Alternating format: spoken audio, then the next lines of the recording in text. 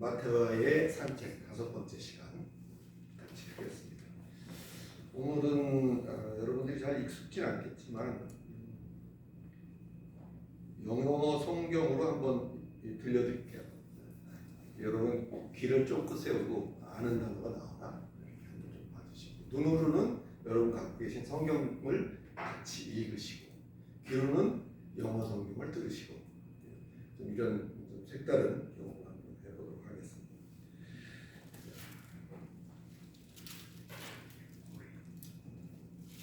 In those days, John the Baptist came, preaching in the wilderness of Judea, and saying, Repent, for the kingdom of heaven is near.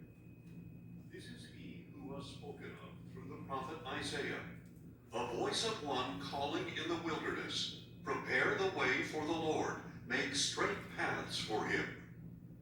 John wore a garment of camel's hair, with a leather belt around his waist. His food was locusts and wild honey. People went out to him from Jerusalem and all Judea, and the whole region around the Jordan. Confessing their sins, they were baptized by him in the Jordan River. But when John saw many of the Pharisees and Sadducees coming to his place of baptism, he said to them, You brood of vipers, who warned you to flee from the coming wrath? Produce fruit, then, in keeping with repentance, and do not presume to say to yourselves, We have Abraham as our father.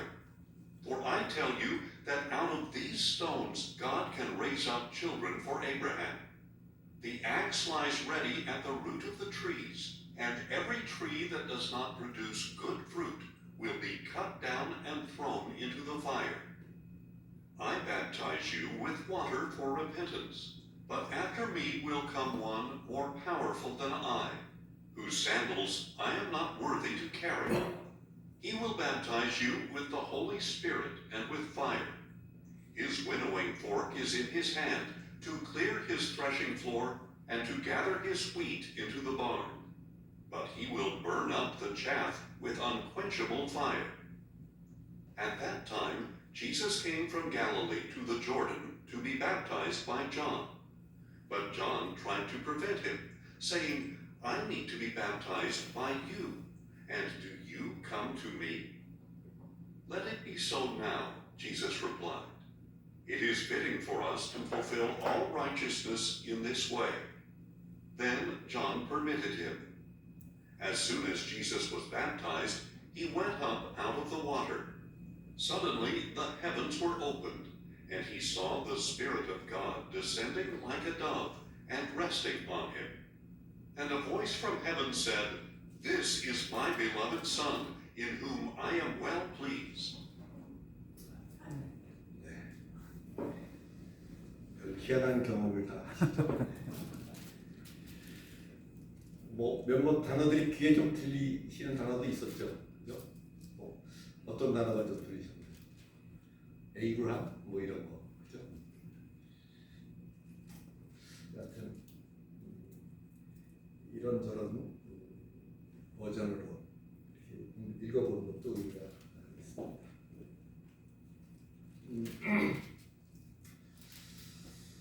오늘은 뱀 얘기를 좀 해볼까요? 뱀 얘기.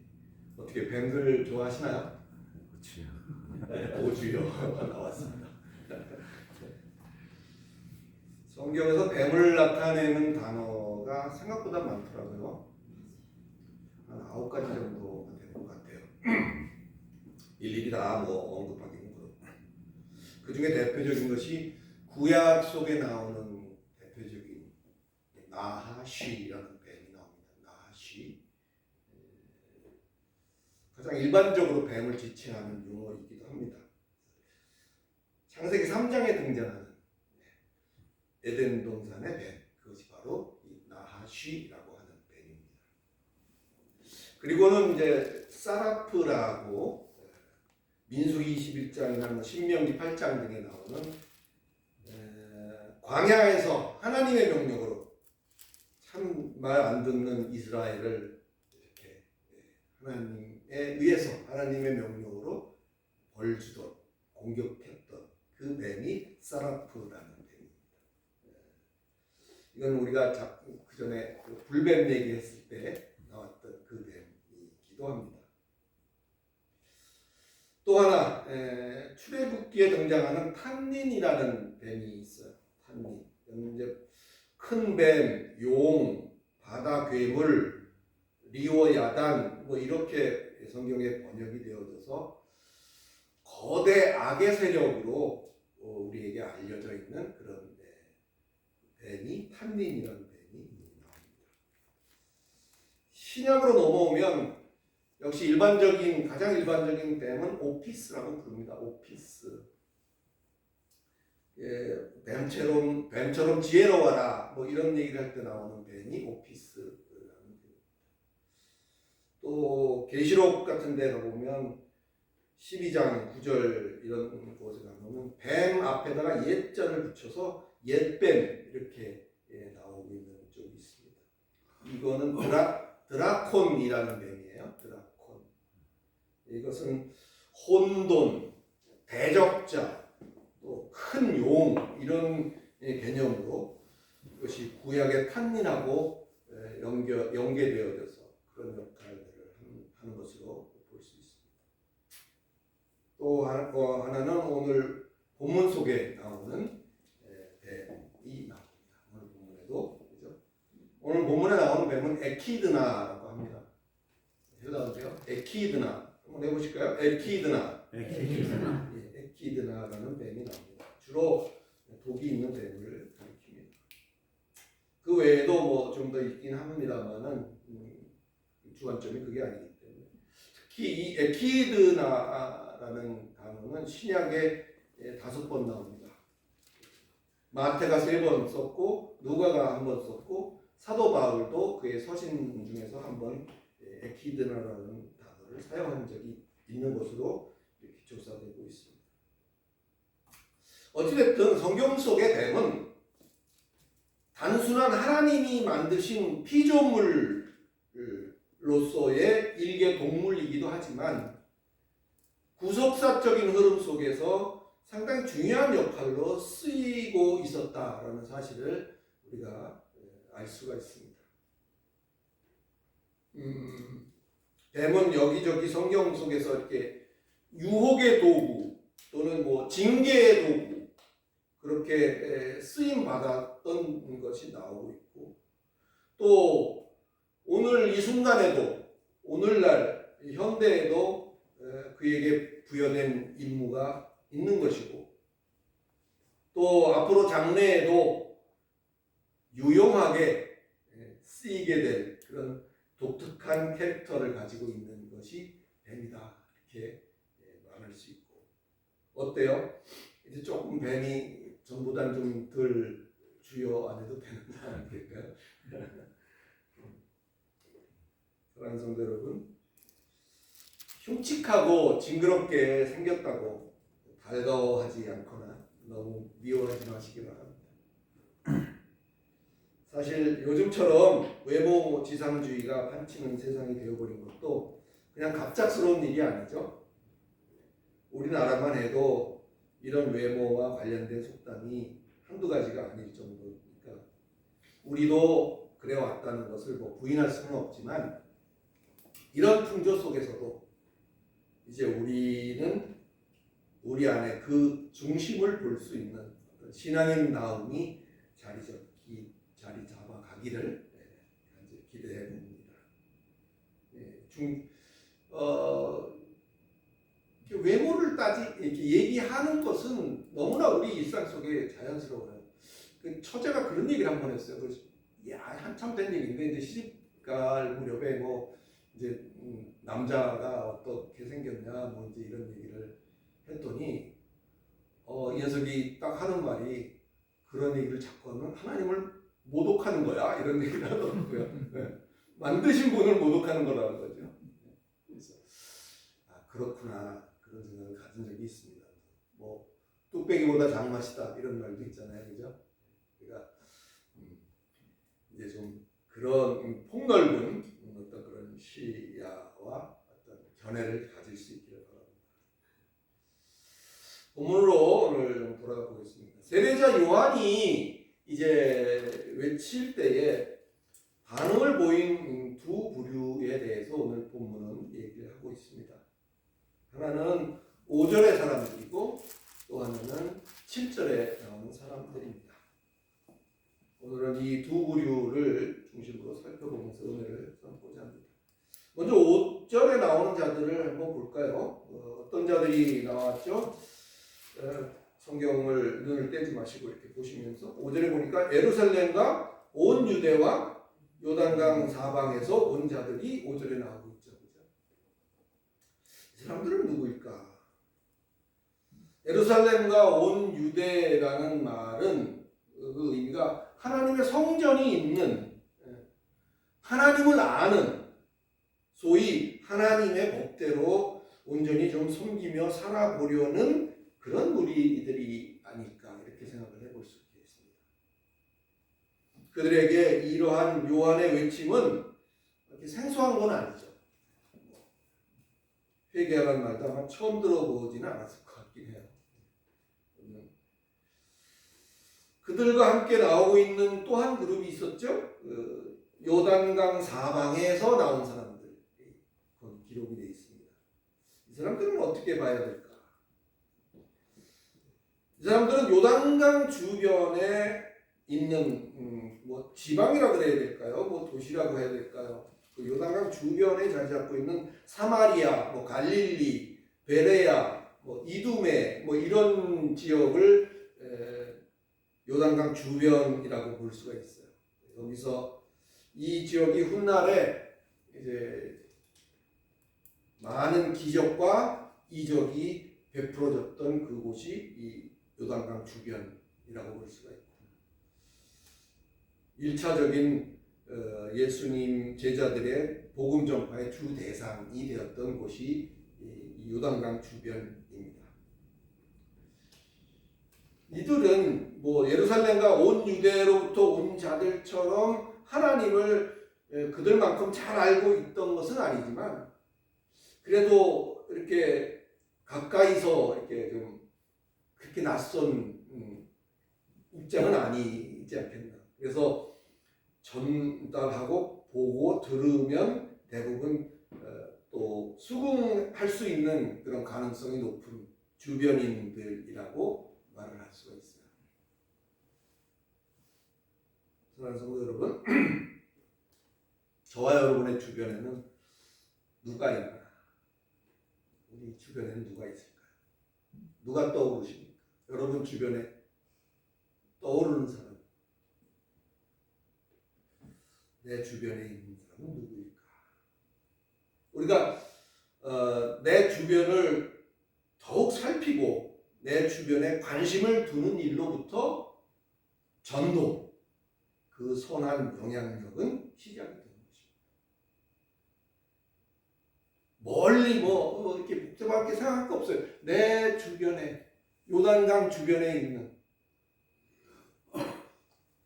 요단강은 잘 건너지 말아야 될 강이긴 하지만 요단강 주변 그런 의미보다는 여하튼 하나님을 아는, 하나님을 잘 아는 저와 여러분 주변에 있는 그것부터 우리가 신경을 쓰고 관심을 두고 살펴보고, 그래서 그 전도의 선한 영향력을 발휘할 수 있으시기를, 그런 마음을 품으시기를 예수 그리스도의 이름으로 축원합니다.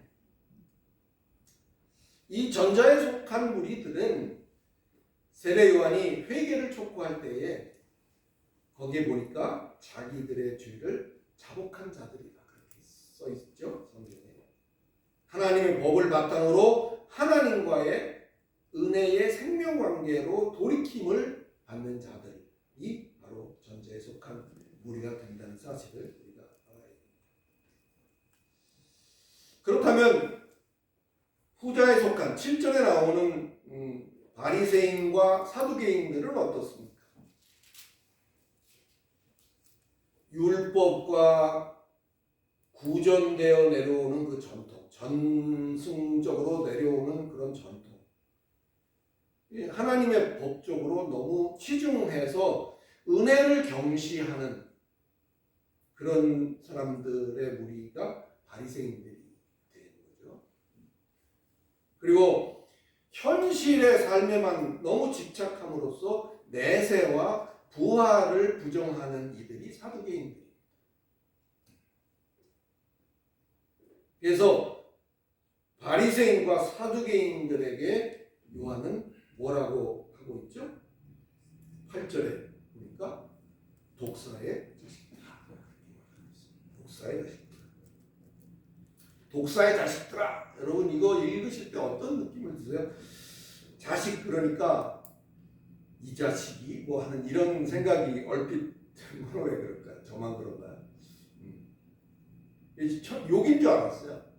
이 못된 놈들아 한 정도에서 조금 더 심화시켜서 할 수 있는 욕으로 좀 처음에는 받아들였는데 그렇게 꼭 욕이겠는가 하는 생각도 좀 해보게 되죠. 여기에 나오는 뱀이 아까 얘기했던 에키드나라고 얘기했죠. 사전을 좀 보니까 이 에키드나라는 말이 에코라는 말에서 파생돼 나온 말이에요. 이 에코라는 말은 영어로 말하면 have, to have, 가지다 또는 hold 이렇게 붙잡다, 품다, 가지다, 품다 그런 단어가 에코라는 단어예요. 그러니까 이 에키드나라는 말이 에코에서 왔더라라는 것을 감안하면 왜 에키드나라고 불리는지가 이렇게 이해가 되더라고요. 독을 보유하는, 독을 가지고 독을 품을 수 있는 능력이 있는 뱀. 그러니까 독이 있는 뱀이고 독사가 되는 거죠. 그렇게 이렇게 전개가 됩니다. 영어로는 뭐 아까 나왔습니다만 바이퍼라는 단어를 씁니다. 바이퍼. 독사죠. 어떤 독일까요? 뭐 독사 그러면 대표적인 게 여러분 뭐 생각나세요? 살모사 뭐 이런 거 있죠. 또 코브라 이런 것도 있고. 그래서 살모사나 코브라처럼 물리면 죽기 때문에 그 경계해야 되고 멀리해야 되고 뭐 해를 입힐 수 있는 그런 것 때문에 그런 동만을 의미하는 것일까? 그런 생각을 하게 됩니다. 물론 그런 독이 없다는 얘기는 아니에요. 그것도 갖고 있죠. 근데 사전은 계속해서 이 에키드나를 설명하면서 이런 표현을 쓰고 있습니다. 한번 제가 그대로 인용을 해볼게요. 쓴맛인데 단맛이라고 하는 것. 어둠인데 어둠이 아니고 빛이라고 하는 것. 먹지 말라고 했는데 먹음직스럽게 얘기를 하는 것. 머릿속에서 잘 이렇게 연결시켜보세요. 하나님과 끊기는데 안 끊길지도 몰라. 뭐 이렇게 하는 것. 참을 거짓으로 바꾸려는 시도, 참을 거짓으로 바꾸려는 행위, 이것이 독이다. 거기는 그런 표현이 되어 있어요. 감 잡으셨나요? 이 독이라는 게 물리면 죽는 그것만을 말하는 독이 아니고 이런 것들 딱 무엇이라고 이렇게 찝어서 말은 하지 않더라도 여러분 감이 오시는 거잖아요. 그죠?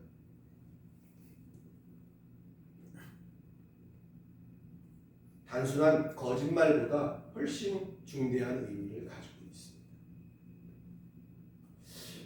일반적인 범죄하고 사기와 관련된 범죄하고 가장 큰 다른 점이 뭔지 아세요? 일반적인 범죄, 뭐 강도, 절도, 뭐 여러 가지 있잖아요.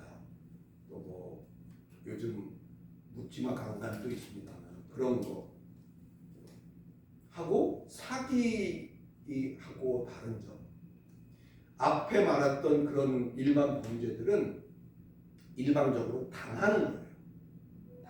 내 의지와 전혀 관계없이 당하는 것이 일반적인 특성이라면, 사기라는 범죄는 내 안에 그런 요소가 있기 때문에 가능한 거예요.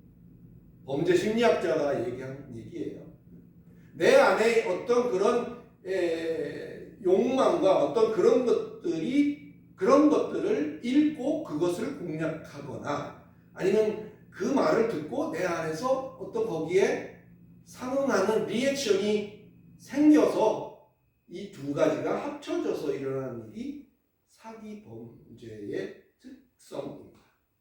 일반 범죄는 그냥 일방적으로 내 의지 관계없이 당하는 거예요.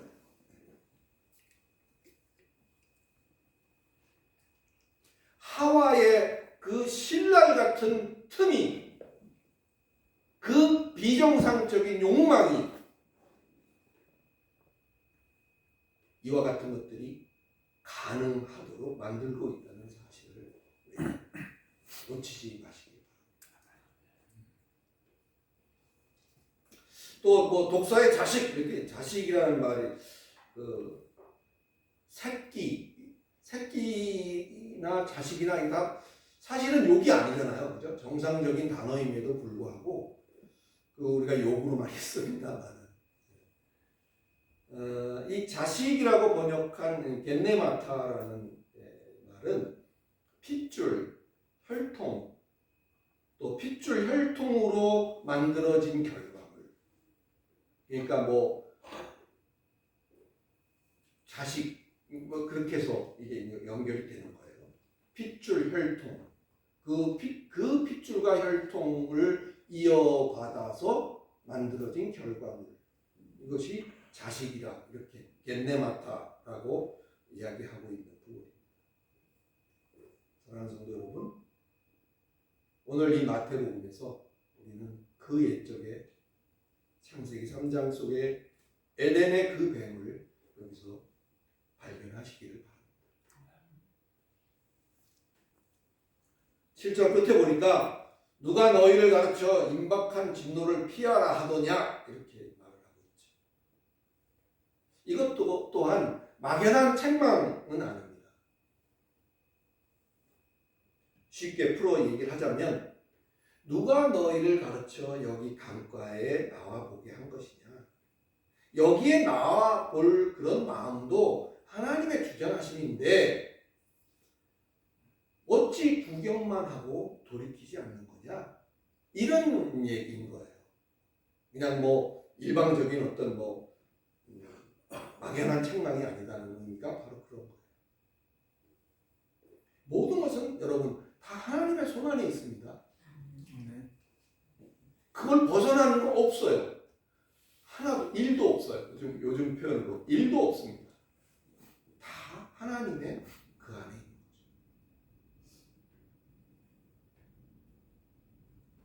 그 주는 세례, 뭐 침례, 뭐가 됐든 간에 그 침례의 전제 조건처럼 요구되어지는 것이 8절의 내용이죠.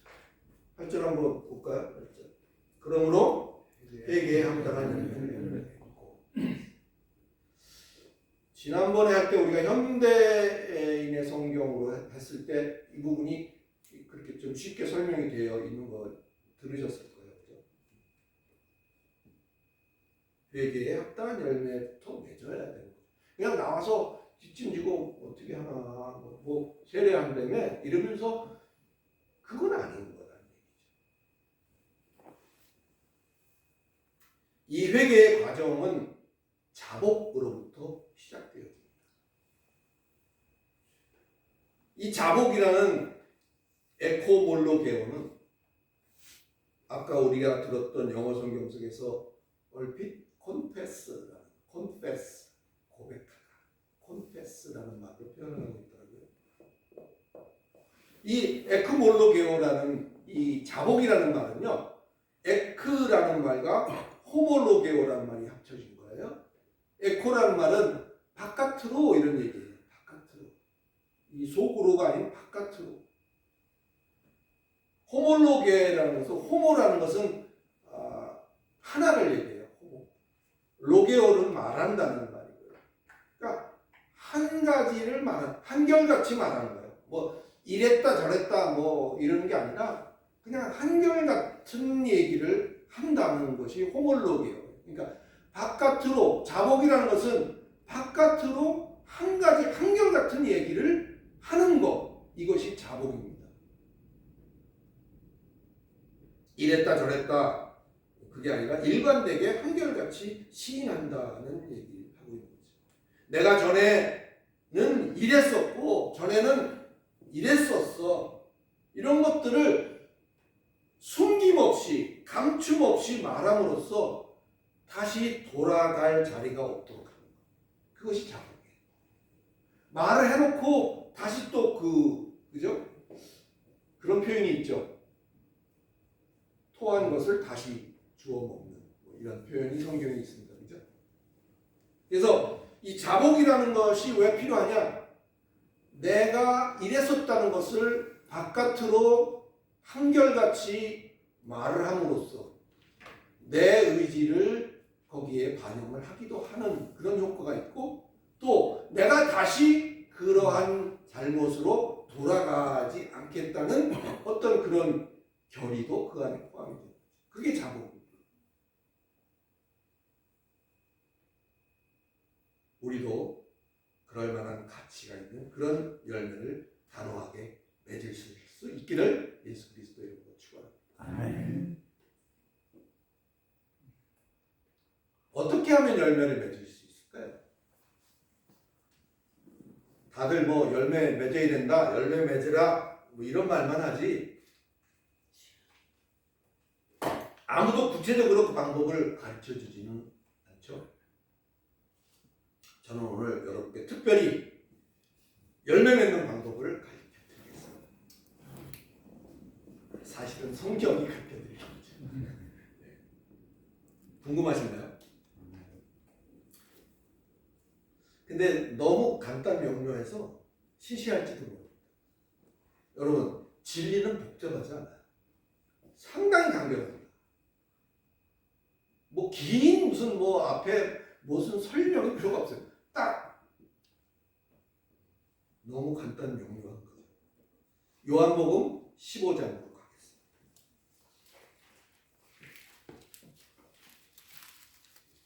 나는 열매 맺기 싫어. 안 가셔도 됩니다. 요한복음 15장. 좀 읽어봤으면 좋겠습니다만은 4절을 누가 한번 읽어주실까요? 네, 15장 4절. 예, 거하나 나도 너희 안에 거하리라. 가지가 포도나무에 불이 있지 아니하면 스스로 열매를 맺을 수 없음같이 너희도 내 안에 있지 아니하면 그러하리라.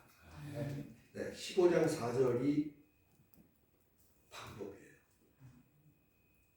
여러분은 이 15장 4절 이 문장에서 어떤 걸 방법으로 찝으시겠습니까? 한번 보세요. 뭘까요?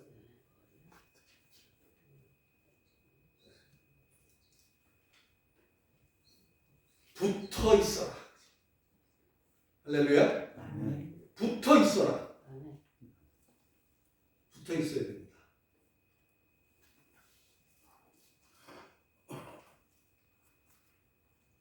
붙어 있으면 사실 여러분 가만히 생각해 보세요. 열매 입장에서 딱 생각을 해갖고 나는 무슨 열매가 될 거야. 이렇게 되나요? 그냥 거기에 붙어 있으면 그 열매가 맺어지는 거잖아요. 그러니까 우리는 무지하게 고민을 합니다. 내가 어떤 열매가 돼야 되고 뭐가 돼야 될까? 그런 걱정들이 우리를 짓누르고 있는 게 사실이잖아요. 너무 힘들어요. 아까 잠시 기도해 주시는 가운데 그런 얘기도 들려지긴 했습니다만, 내 걱정과 내 그 어떤 무게를 내려놓는, 어떻게 딱 붙어 있는 거죠. 딱 붙어 있는 거예요. 붙어 있느냐 아니냐만 점검하시면 돼요. 열매는 나무가 맺는 거지 열매가 내가 열매 맺는 거 아니에요. 할렐루야. 이 말의 의미를 아시겠어요? 걱정 왜 없어요? 그 중에서 제일 힘든 걱정이 경제적인 걱정도 빼놓을 수가 없죠. 건강의 걱정도 있겠지만 어찌됐든 간에 어떤 열매는 평생에 한 번 열릴까 말까로 늦게 열리는 열매도 있어요. 또 어떤 열매는 불이 나게 열려버리는 열매도 있어요. 저 사람은 빨리 열리는데 왜 나는 이렇게 안 열리냐? 그런 고민도 하지 마시라고. 우리가 점검해야 될 거는 거기 1절에 보니까 예수가 자기를 뭐라고 말하고 있나 나오고 있어요. 15장 1절인데 나는 참 포도나무요 이렇게 얘기했잖아요. 나는 참 포도나무라는 거예요. 그리고 내 안에 내가 참 포도나무니까 여기에 딱 붙어 있으라는 거죠. 할렐루야. 이 의미가 잘 전달되었기를 바랍니다. 예수가 스스로를 참 포도나무라고 말을 합니다. 여기서 참이라는 이 단어, 이것도 놓치지 마시기 바랍니다. 이 참이라는 이 단어가 영과 진리로 드리라는 그 예배에 진리라는 말과 어원이 같아요. 참이라는 말이 진리라는 말과 같은 어간을 쓰고 있다는 사실. 놀랍지 않나요? 사랑하는 성도 여러분, 부디 참 포도나무이신 주께 찰싹 잘 붙어 있으시기를 예수 그리스도의 이름으로 축원합니다. 아멘. 이 붙어 있다는 동사가 메노라는 동사인데 이 메노라는 동사가 이 짧은 4절 속에 사실은 3번 나옵니다. 붙어 있다라는 말로는 한 번이지만 이 메노라는 동사로 볼 때는 3번 나오는데 그 중에 2번은 거하다라고 표현이 되어 있기 때문에 우리 눈에는 한 번인 것 같은 거예요. 거하다는 말이나 붙어 있으라는 말이나 메노라는 동사도 똑같습니다. 이 짧은 문장 속에 3번을 강조하고 있다는 소리예요. 얼마나 붙어 있는 게 중요한지 아시겠지? 얼마나 거하는 게 중요한지 아시겠지? 이 메노라는 말은 주어진 장소, 환경, 상태, 주어진 관계, 이런 모든 곳에서 남아내는 겁니다. 남아내는 거예요. 머물러서 떠나지 않는 것이에요. 견뎌내는 것이. 이것이 매너입니다. 찰싹 붙어 있으라는 게 바로 이 뜻이에요. 남아있어. 등을 떠밀어도 그냥 거기에 붙어 있는 거예요.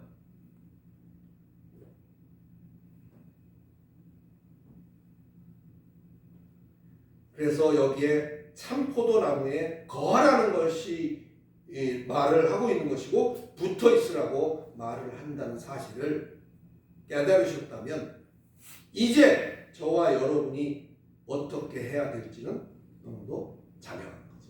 그죠? 이렇게 하면 열매 맺는 거예요.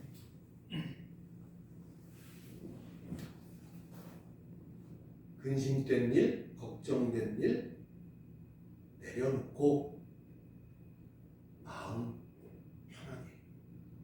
내가 성경은 이런 표현도 있죠. 누가 걱정함으로 키를 그죠? 1cm나 라도 키를 크게 할 사람 있냐라는 얘기를 했던 거 여러분 생각나세요? 그러니까 우리가 고민을 한다고 이게 그렇게 되고 우리가 고민을 안 한다고 그렇게 안 되는 그런 부분은 아니에요. 그러니까 우리가 해야 될 열매 맺는 방법, 참 포도나무이신 그분에게 결사적으로 붙어있는 거죠.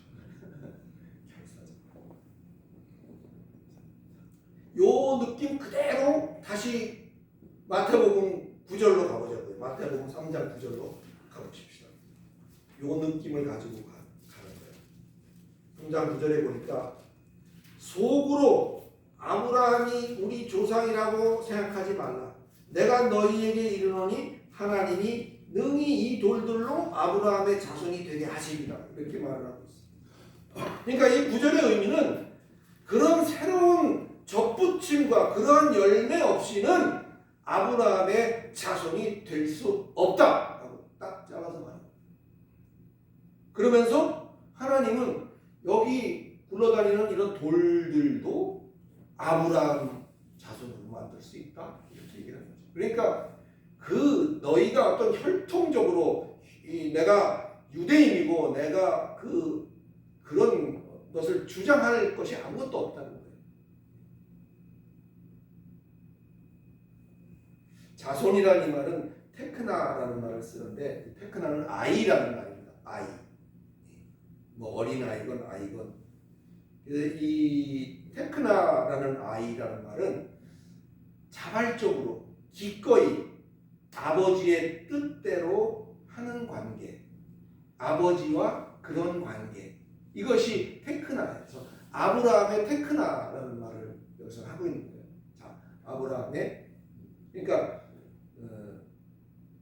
그 아이는 아버지의 뜻대로, 뭐 여기서 아버지는 아버지만이 아닙니다, 그죠? 그를 낳아준 부모의 생각과 뭐 일치하거나 그걸 뭐 강제로 하는 것보다는 자발적으로 그런 관계를 갖는 것이 아니다. 이런 가지에 붙어 있는 것도 아니면서 나도 여기에 일원이니까 얼렁뚱땅 세례나 받고 보자는 생각일랑은 꿈도 꾸지 말라는 질책이 요한의 질책인 거예요. 할렐루야.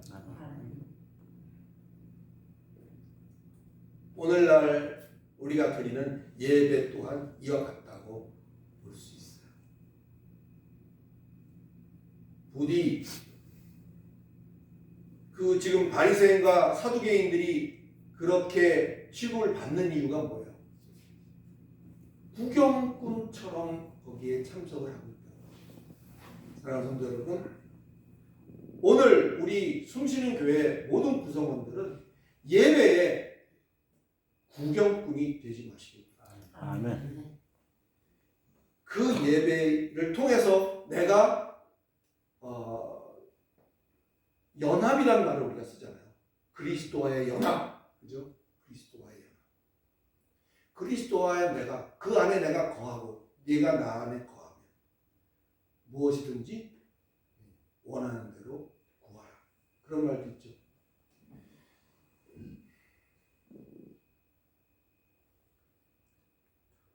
부디 독사의 혈통들처럼 이렇게 구경만 하고 있는 자들이 되지 마시기를 바랍니다.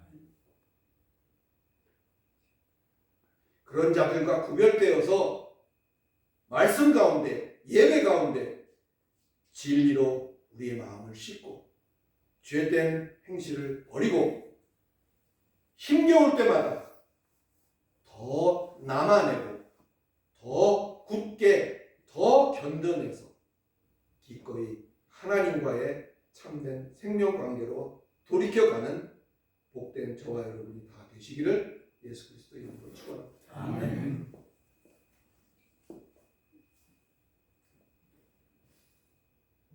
그만할까요?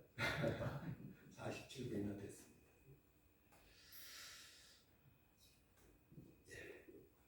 기도하겠습니다. 거룩하신 하나님, 은혜를 감사합니다. 우리가 관행적으로 지금까지 해왔던 그런 생각들을 이와 같은 얘기를 통해서 좀 더 정리가 되고 우리가 앞으로 어떻게 행동을 해야 되고 우리가 왜 전도를 해야 되는지 이런 것들이 그저 상을 더 받기 위해서 또는 뭔가 더 큰 보상을 받고 우리가 하는 일이 되지 않기를 바랍니다.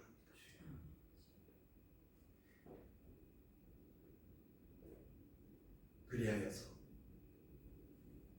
하나님의 영광을 우리가 실행에 옮기고 나타낼 수 있는 복된 우리가 다 될 수 있도록 하나님 도와주시옵소서. 열매 있는 자들이 되도록 하나님 온전히 우리가 주 안에 거할 수 있도록 하나님 주장해 주시옵소서. 모든 걱정 내려놓게 하시고 죽든지 살든지 그것이 내 행동의 여지에 있는 것이 아니라 오직 그리스도 예수 안에 있는 그것이 가져오는 결과물이라는 사실을 인정하고 두 손 들고 하나님 앞에 나아가는 우리 모두 되도록 역사해 주시옵소서. 아멘. 예수 그리스도 이름으로 간절히 기도드리옵나이다. 아멘.